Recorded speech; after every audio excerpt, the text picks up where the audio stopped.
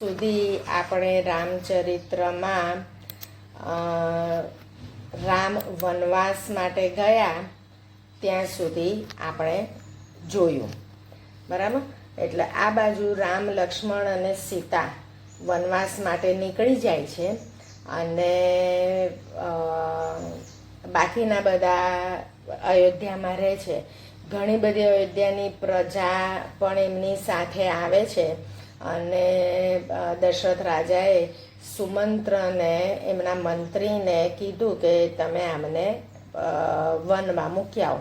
એટલે કૌશલ દેશની બહાર એમનું દશરથ રાજાનો એરિયા, અયોધ્યા એનું કેપિટલ હતું અને આખો એરિયા એ કૌશલ રાજ્ય કહેવાતું હતું. એટલે એની બોર્ડર છે ને છેક ગંગા કિનારા સુધી હતી, એ રાજ્યની બોર્ડર.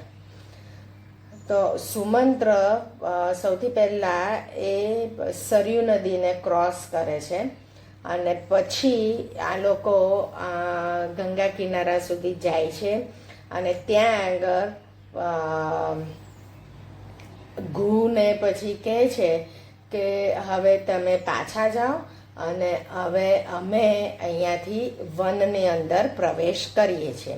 એટલે હવે વનવાસી દેખાવા માટે રામે ઘુને કીધું કે તમે મને વડનું દૂધ લાવી આપો અને એ વડનું દૂધ હું મારા જટામાં, વાળમાં લગાડું અને એની જટા બાંધી દઉં એટલે હું વનવાસી જેવો લાગું. એટલે એવી રીતે, એટલે એ ઉપર એમને વાળ બાંધેલા આખા 14 વર્ષના વનવાસમાં એવી રીતે બતાડેલા છે. એટલે એવું કરીને ઘુ રાજા પાછા અયોધ્યા જાય છે અને આ લોકો 3 જણા નદી ક્રોસ કરીને ગંગાને બીજે પાર જાય છે.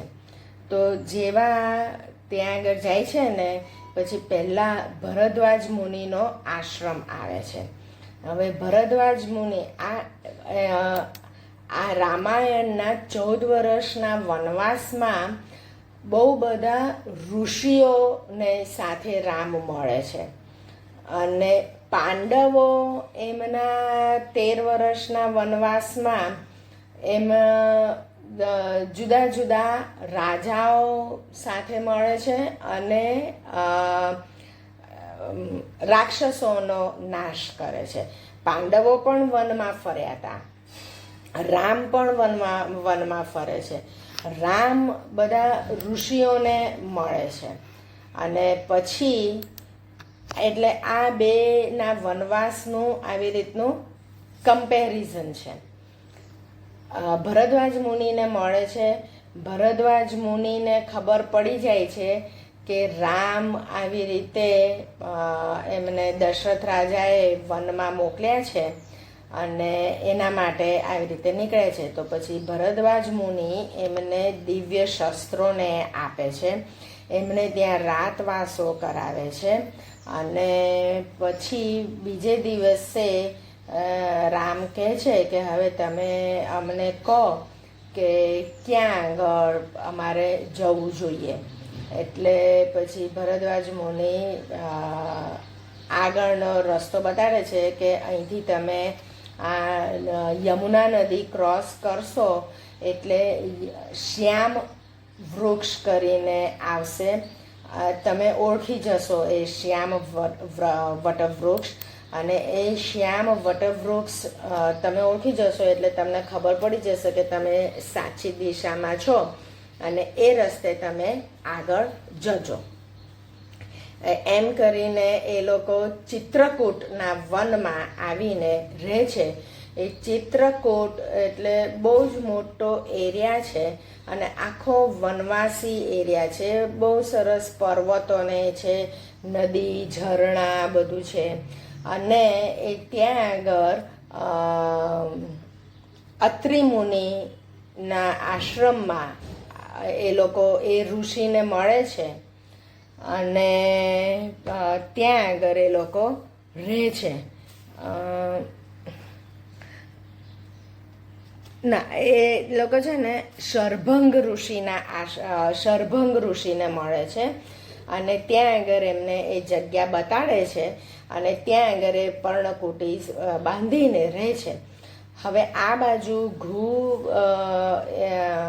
એમનો સુમંત્ર મંત્રી એ અયોધ્યા પાછા જાય છે અને દશરથ રાજાને સમાચાર આપે છે કે આવી રીતે હું રામ, લક્ષ્મણ અને સીતાને મૂકીને આવ્યો છું.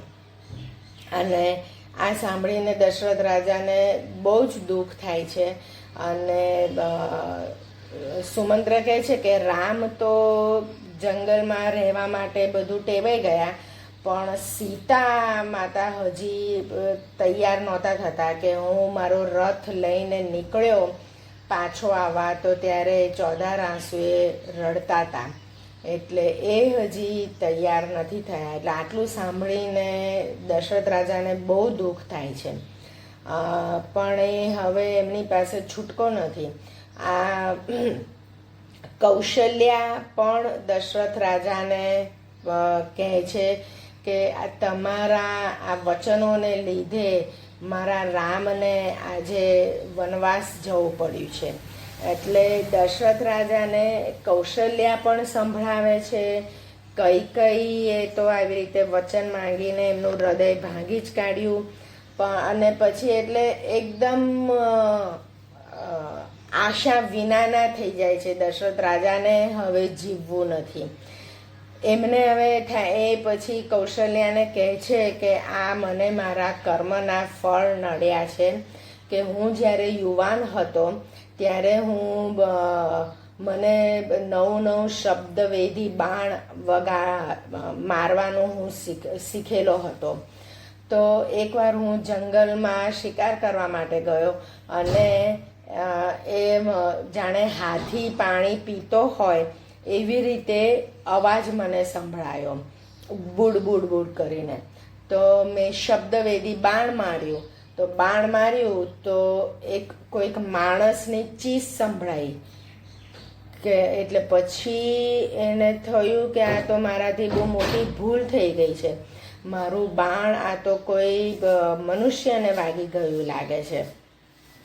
એટલે પછી એ દોડીને ત્યાં આગળ ગયા અને એ શ્રવણ હતો અને એ શ્રવણ યુવાને કીધું કે હું મારા માતા પિતાને જાત્રા કરવા માટે લઈ ગયો છું. એ કાવડમાં ત્યાં આગળ બેસેલા છે, મારા માતા પિતા અંધ છે અને અપંગ છે અને હું એમને જાત્રા કરવા માટે લઈ ગયો હતો અને એમને પાણી પીવાની તરસ લાગી હતી, એટલે હું આ ઘડાથી આ તળાવની અંદર પાણી પીવા માટે મેં ઘડો અંદર ડૂબાડ્યો હતો. હવે આ બાણ સીધું આને છાતીમાં વાગેલું હતું, એટલે શ્રવણ કહે કે તમે મારું બાણ કાઢો. એટલે દશરથ રાજા કહે કે પણ હું જેવું કાઢીશ એવા તમારા પ્રાણ જતા રહેશે. એટલે પછી એ પૂછે છે એને કે ક્યાં છે તમારા માતા પિતા, અને હું એમને જઈને સંદેશો આપીશ. એટલે અને પછી એ બાણ કાઢે છે અને શ્રવણ મરી જાય છે. પછી એના માતા પિતાને એમાં મળવા માટે જાય છે. દશરથ રાજા એ કહે છે કે મારાથી આવું થઈ ગયું છે અને તમારા પુત્રના પ્રાણ જતા રહ્યા છે. એ સાંભળીને બેવ એના માતા પિતા બહુ જ દુઃખી થાય છે અને પિતા એ વખતે કહે છે કે હવે તમે રાજા છો અને તમે જાણી જોઈને આ નથી કર્યું, એટલે હું તમને શ્રાપ તો નથી આપતો, પણ તમે પણ આવી રીતે પુત્ર વિયોગમાં તમે બહુ દુઃખી થશો. એટલે એટલું કહે છે. અને પછી બહુ વર્ષો પહેલાંની આ વાત હતી. હવે જ્યારે એમને આ રામનો પુત્ર વિયોગ થયો એટલે એમને એ વાત યાદ આવી અને એમને થયું કે આ હવે આ જ મારા કર્મના ફળ જ છે, એટલે જેથી કરીને આ પુત્ર વિયોગ મારે સહન કરવો પડ્યો છે. અને એમ કરીને બહુ દુઃખી હોય છે અને રાત્રે પછી એ પ્રાણ ત્યજી દે છે, એ મરી જાય છે. સવારે ઉઠીને કૌશલ્યા અને કૈકેયીને બધાને ખબર પડે છે કે અમારા પતિ તો મરી ગયા. એટલે પછી બહુ જ દુઃખી બધા થઈ જાય છે, આક્રંદ કરે છે.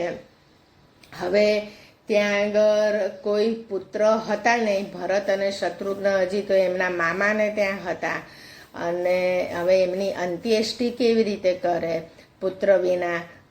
રામ અને લક્ષ્મણ અહીંયા વનમાં હતા.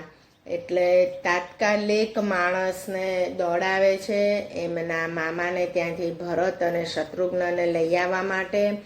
અને એ માણસને કીધું હોય છે કે તમે અત્યારે ભરતને કોઈ વાત ના કરતા, ખાલી એટલું જ કહેજો કે તમને તાત્કાલિક અયોધ્યા બોલાયા છે. એમ કરીને આવે છે. પછી ભરત પહેલાં મહેલમાં આવે છે અને બધો સન્નાટો જુએ છે. પછી એને કૈકેયીને મળવા જાય છે. એટલે કૈકેયી પહેલાં તો ખુશ થાય છે કે હા ચલ તું આવી ગયો એમ કરીને.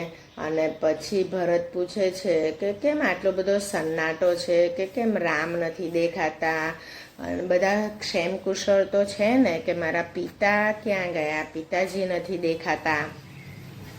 પછી કઈ એને સાચી વાત કહે છે કે આવું થયું હતું, રામનો રાજ્યાભિષેક કરવાનો હતો, પણ મારી પાસે આ 2 વરદાનો હતા, અને આ વરદાનો મેં માંગ્યા છે કે તને રાજ્યાભિષેક અને રામને 14 વર્ષનો વનવાસ. અને એટલા માટે રામ, લક્ષ્મણ અને સીતા વનવાસમાં ગયા છે, અને હવે તારો રાજ્યાભિષેક કરવાનો છે. પણ કે આ સમાચાર સાંભળીને એટલે તારા પિતાજી સહન નથી કરી શક્યા, અને તારા પિતાએ દેહ ત્યાગી લીધો છે. એટલે આટલા બધા શોકિંગ ન્યૂઝ એકથી સાથે ભરતે સાંભળ્યા. એક તો કે રામને વનવાસ, મારા પિતાજીનું દેહાંત, તો એ સહન નહોતા કરી શકતા, એ મૂર્છિત થઈ ગયા. અને પછી એ 2 મિનિટ તો બેભાન જ થઈ ગયા. અને પછી એમને ભાન આવ્યું ત્યારે એ કૈકેયીને બહુ ખરાબ શબ્દો કહે છે કે નીચ સ્ત્રી, તે આવું કર્યું કે હું તમને માતા પણ કહી શકું એમ નથી, એમ કરીને ત્યારે એટલા શબ્દ બોલીને એ જાય છે દશરથ રાજાના એ મહેલમાં જ્યાં એમનું બોડી મૂકેલું હોય છે. કૌશલ્યાને મળે છે, સુમિત્રાને મળે છે, અને પછી ખૂબ દુઃખી થાય છે અને ખૂબ રડે છે. પછી એટલામાં શત્રુઘ્નને ખબર પડે છે કે આ મંથરાએ આવી રીતે બોલીને મંથરાએ કૈકેયીને ચઢાવી હતી, અને કૈકેયીએ આવી રીતે વરદાન માંગ્યા. એટલે શત્રુઘ્ન મંથરા ઉપર પણ બહુ જ ગુસ્સે થાય છે, એને વાળ પકડીને એને ઢસડે છે. અને પછી ભરત કહે છે કે હવે સ્ત્રીને મારવી એ આપણા માટે પાપ છે, એટલે હવે છોડી દે મંથરાને, કે નહીતર મને પણ કૈકેયીને મારવાનો ઈચ્છા થઈ હતી, પણ આવું આપણે કરીએ તો રામ આપણને કદી માફ ના કરે. એટલા માટે હવે મેં કૈકેયીને પણ છોડી દીધા છે, અને હવે તું મંથરાને છોડી દે. હવે આપણે જે થયું છે એ આપણે જોઈ લઈએ. એટલામાં વશિષ્ઠ ઋષિ આવે છે અને એમને એ બધું સમજાવે છે. અને પછી હવે મને દશરથ રાજાને ચિતા ઉપર મૂકે છે. હવે વિચાર કરો, એ વખતના જમાનામાં ડેડ બોડી એક તેલના કૂવામાં, એ મોટા કુંડનું તેલ ભરેલું હોય અને એની અંદર બોડી રાખતા હતા.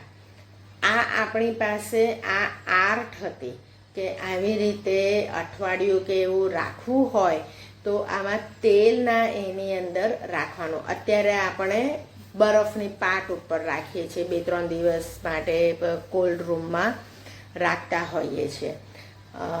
પણ એ વખતે ત્રેતા યુગના જમાનામાં આવી રીતે બોડીને તેલના કુંડમાં રાખતા હતા, અને એવી રીતે સાચવીને રાખ્યું હતું. અને પછી એમના અંત્યેષ્ટિ, અંતિમ સંસ્કાર કરે છે. અને પછી ભરત તો બહુ જ જ દુઃખી હોય છે. એ તો સિંહાસન પર બેસવા માટે તૈયાર જ નથી. અને પછી અંત્યેષ્ટિ થઈ જાય છે, એમાં બધી ઉત્તર ક્રિયા થઈ જાય છે. પછી 13 દિવસ પછી ભરત વશિષ્ઠને કહે છે કે તમે સૈન્યને બધું તૈયાર કરો કે આપણે રામને શોધવા જવાના છે ને રામને પાછા લાવવાના છે. તો આ બાજુ બધું સૈન્ય બધું તૈયાર કરે છે અને સુમંત્રને લઈ જાય છે સાથે કે તમે મને બતાડો કે તમે કયા કયા રસ્તે ગયા હતા અને તમે ક્યાં આગળ રામને છોડ્યા હતા. એમ કરીને એ આખી સેના અને ભરત અને શત્રુઘ્ન અને 3 માતાઓ પણ જાય છે. બધે આખી સેના સાથે આખો બધો સંઘ અને એ નીકળતા પહેલાં ભરતનું એ કેટલું પ્લાનિંગ કરે છે કે આટલી મોટી સેનાને લઈને જવું છે તો ખાવા પીવાનો બધો સરંજામ, પછી કે જંગલમાંથી વ્યવસ્થિત રસ્તાઓ બનાવ્યા, નદી ઉપરના પુલો બનાવ્યા કે બધા ઇજનેરોને બધાને સાથે લઈને એ જાય છે. પછી ત્યાં આગળ ઘુને મળે છે અને ઘુ પણ કહે છે કે એમનું સ્વાગત કરે છે. અને ઘુ પછી કહે છે કે એ આ રસ્તા પર ગંગાને પેલે પાર ગયા છે. એટલે બધા પાછા ગંગાને પેલે પાર જાય છે. ત્યાં ભરદ્વાજ મુનિ મળે છે અને ભરદ્વાજ મુનિને બધું કહે છે કે અમે આવી રીતે હવે શોધવા માટે આવ્યા છીએ, તો તમે અમને કહો કે ક્યાં ગયા છે. ભરદ્વાજ મુનિ બી સરસ એમનું સ્વાગત કરે છે, એમને 2 દિવસ રાખે છે. અને એ આ બધા ઋષિઓની પાસે એક દિવ્ય શક્તિઓ હોય છે એમના તપના બળે. તો એમના તપના બળે એમણે વિશ્વકર્મા અને બીજા બધા દેવોને તાત્કાલિક બોલાવ્યા અને એ દેવોને કીધું કે તમે આટલા સૈન્યને બધાના માટેની આ વ્યવસ્થા કરો. અને વ્યવસ્થા કરીને એટલે રહેવાની, ખાવા પીવાની એ બધી વ્યવસ્થા કરી.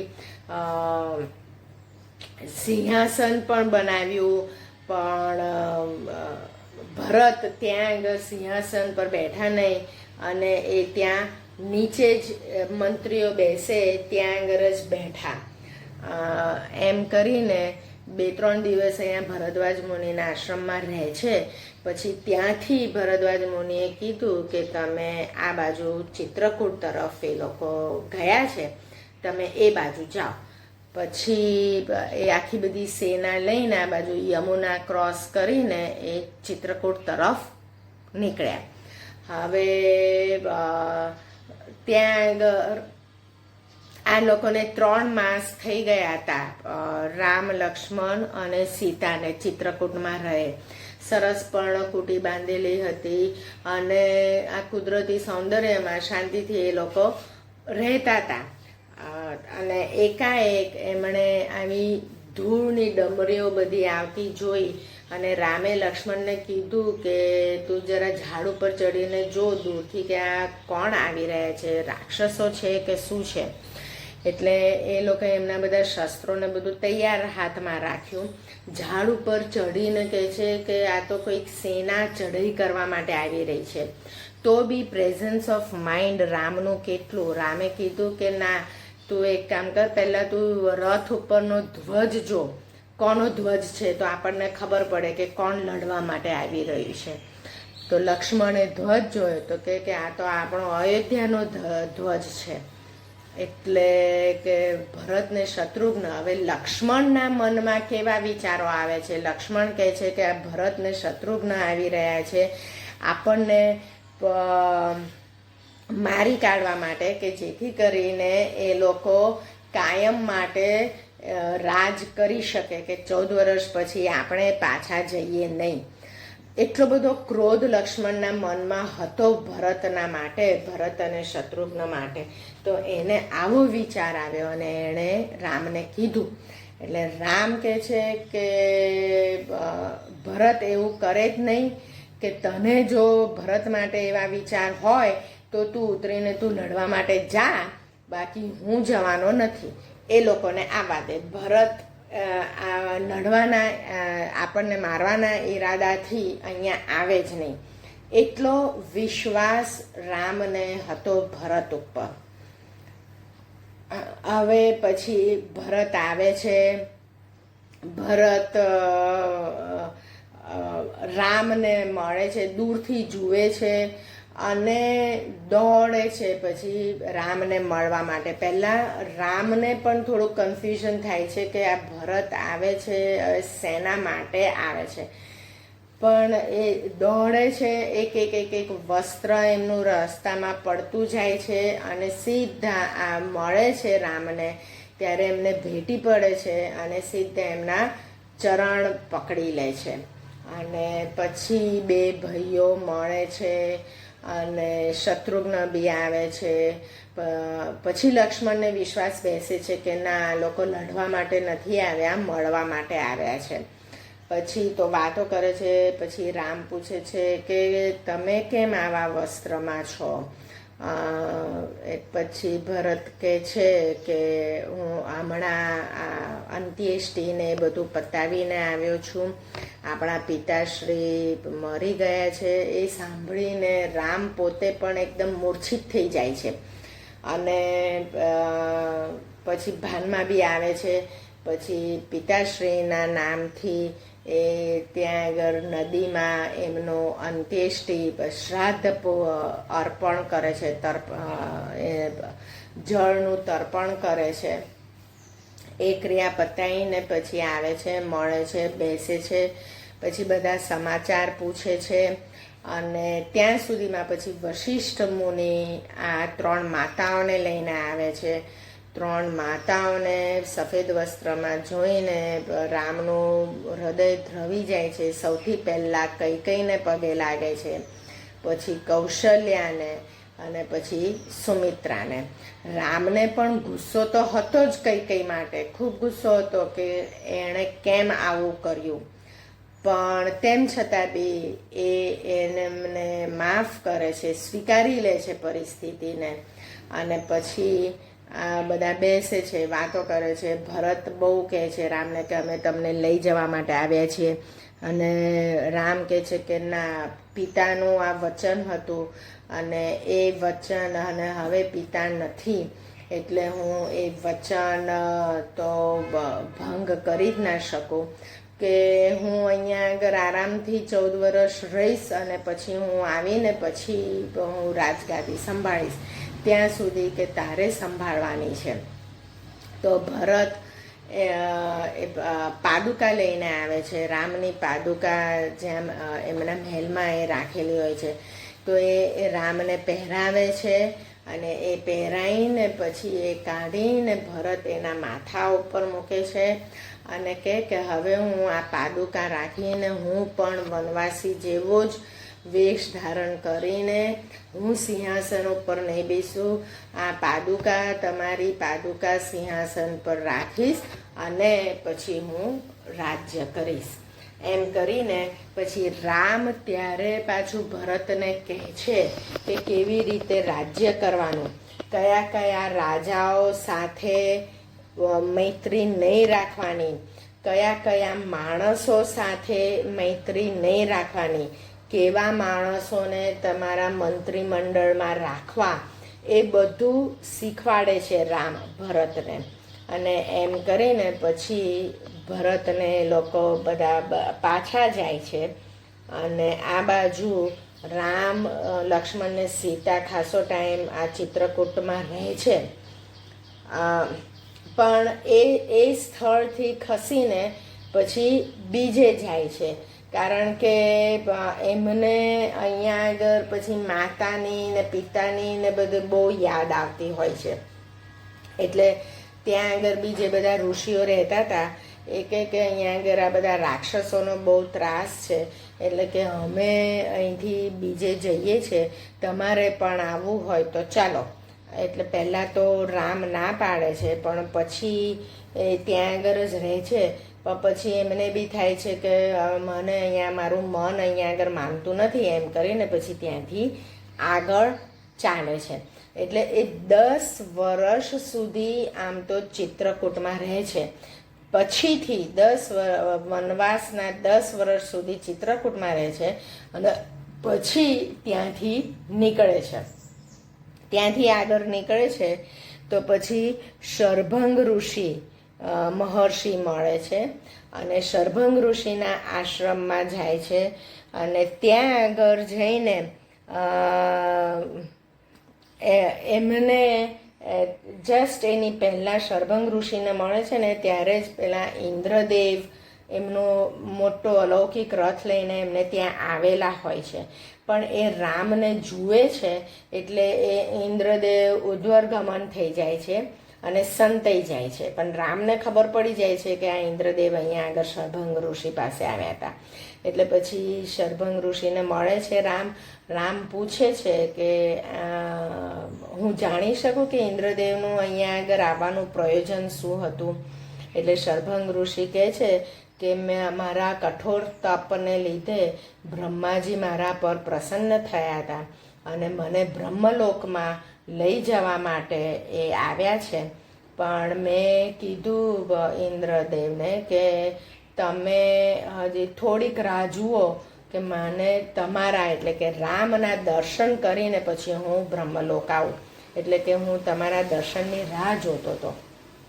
એમ કરીને પછી શરભંગ ઋષિ હવે પોતે ઋષિ મહર્ષિ એટલે એમને ખબર છે કે ભાઈ મારો આત્મા તો અમર છે પણ આ મારું શરીર મારે અહીંયા આગળ કાઢવાનું છે.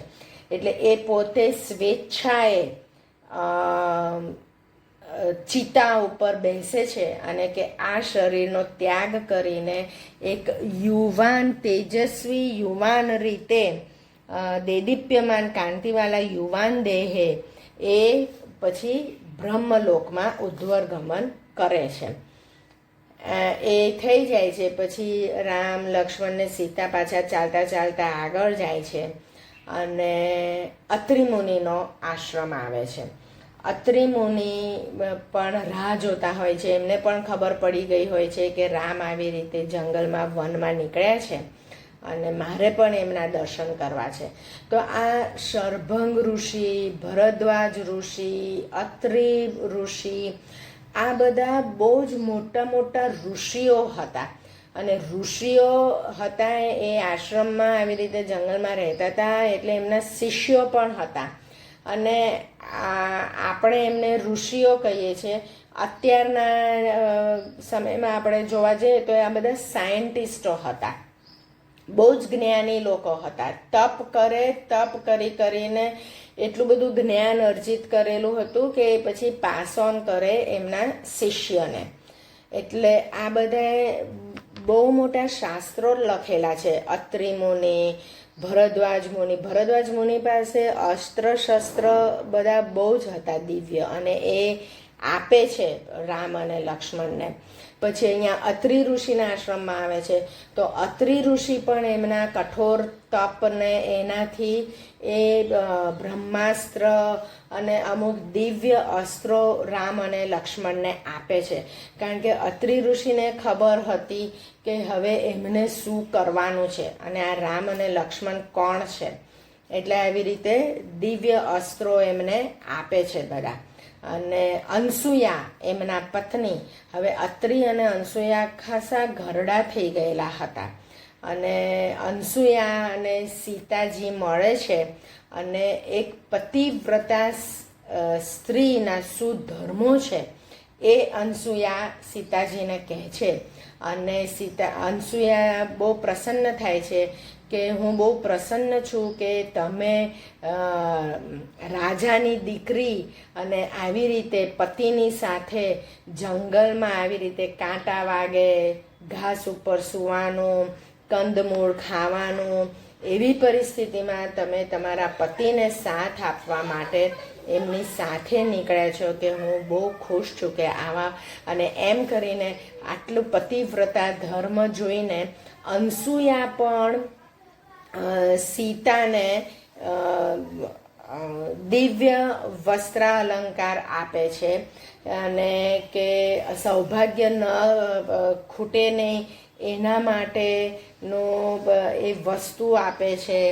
પછી એમનું વલ્કલ પણ દિવ્ય આપે છે. એવી રીતે એક શણગાર, એક માળા, એમને દિવ્ય માળા આપે છે. એ અનસૂયાજી એમને એ આપે છે. અને સીતાજી પણ બહુ ખુશ થાય છે કે મને પણ મારા માતા મળ્યા હોય એવો મને અનુભવ થાય છે કે મારી માતાએ પણ મને રામની સાથે મારા લગ્ન થયા ત્યારે મારી માતાએ પણ આવી જ શિખામણ અમને આપેલી હતી. એમ કરીને 2 દિવસ અત્રિ મુનિના આશ્રમમાં રહીને પછી પાછા એ લોકો પૂછે છે કે હવે અમારે અહીંથી આગળ જવું છે તો અમે કઈ દિશામાં જઈએ તમે અમને કહો. એટલે અત્રિ મુનિ કહે છે કે તમે હવે અહીંથી આગળ દંડકારણ્ય છે એ ત્યાં આગળ તમે જાઓ અને ત્યાં આગળ તમારું કામ પછી કરો. એટલે 10 વર્ષ ચિત્રકૂટમાં રહીને પછી આ બધી આગળ એમને બધો પ્રવાસ ચાલતો હોય છે. એટલે અયોધ્યા, પછી આમ થોડુંક નીચે આવે છે ચિત્રકૂટથી નીકળીને દંડકારણ્ય, અને દંડકારણ્યમાં પણ એમને એક ઋષિ મળે છે, સુતીક્ષ્ણ ઋષિ. અને એ સુતીક્ષ્ણ ઋષિ ને ત્યાં આગળ 2 દિવસ રહે છે અને પાછા સુતીક્ષ્ણને પૂછે છે કે હવે અમારે ક્યાં આગળ જવું જોઈએ. એટલે પછી સુતીક્ષ્ણ કહે છે કે તમે આ બાજુ આમ દક્ષિણ દિશા તરફ જાઓ.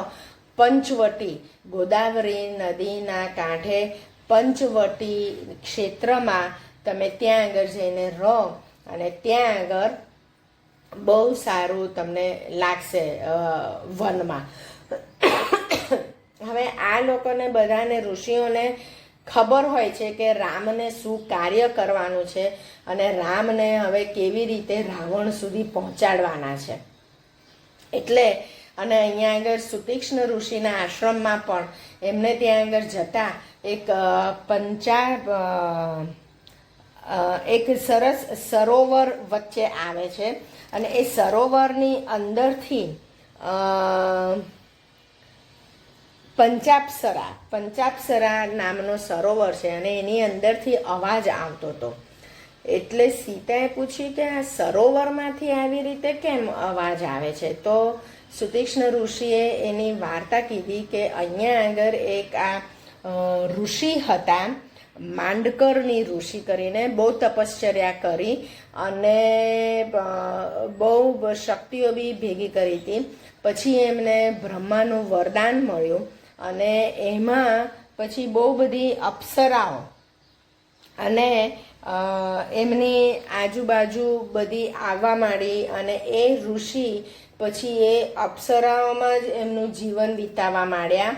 અને એટલે પછી શું કર્યું, એ ઋષિએ સરોવરની અંદર મહેલ બનાવ્યો અને ત્યાં આગળ એ અપ્સરાઓની સાથે એનું જીવન વિતાવે છે. હવે જુઓ, એ વખતે ત્રેતાયુગમાં પણ આપણી પાસે આ ટેકનોલોજી હતી કે સરોવરની અંદર મહેલ બનાવવો કેવી રીતે અને રહેવું. તો આ સરોવરની અંદર મહેલ બનાવીને રહે છે અને ઉપરથી સરોવર લાગે અને અહીંયા આગળ એમને ખાલી અવાજ આવ્યો એના ઉપરથી ખબર પડી. આમ કરીને આ જગ્યાનું મહાત્મ્ય જોઈને પછી એ લોકો ચાલતા ચાલતા પંચવટી ગોદાવરી નદીના કિનારે જાય છે. એ પછી આપણે નેક્સ્ટ ટાઈમ હવે આગળની વાત જોઈશું.